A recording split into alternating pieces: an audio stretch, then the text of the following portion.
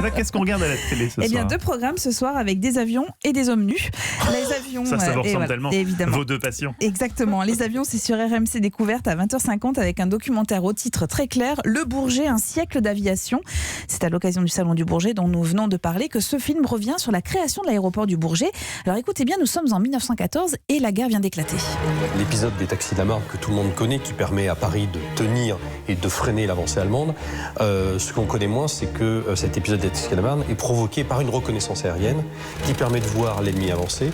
Et donc on se dit que finalement, l'utilisation de l'avion, puisqu'on a utilisé un avion de reconnaissance, est intéressante pour protéger Paris. Et c'est comme ça que le Bourget devient un aéroport militaire. Il naît grâce à la guerre avant d'être détruit par l'autre grand conflit du siècle en 1939. Et il va avoir sa résurrection, à le voir, c'est pas très joli.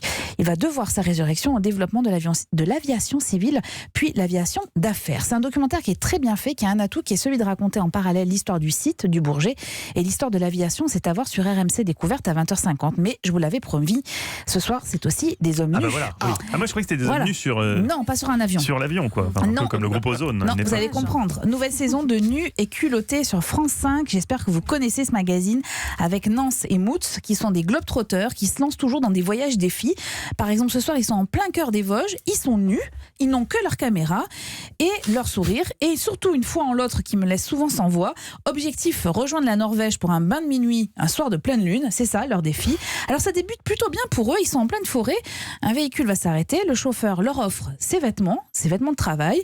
Et quand vous demandez à ce chauffeur s'il n'a pas eu peur en voyant le duo comme ça, en plein milieu de la nuit, bien réponse. T'as pas eu peur ?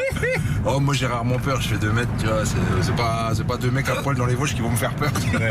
Non mais tu te dis quoi ? Pourquoi ? Qu'est-ce qui s'est passé ? Alors, moi j'ai pensé, je me suis dit putain les mecs ils se sont fait dépouiller, puis après tu vois qu'ils ont des caméras sur des bâtons. Et tu te dis non, ils se sont pas fait dépouiller parce qu'ils se seraient fait dépouiller les caméras pour les fringues. Et, puis bon. Et voilà, donc ils se retrouvent avec des fringues et ils vont partir pour la Norvège et ils vont y arriver. Un périple de Nance et Moutz qui est toujours aussi émouvant, qui est rythmé par les rencontres improbables qu'ils font au cours de leur route.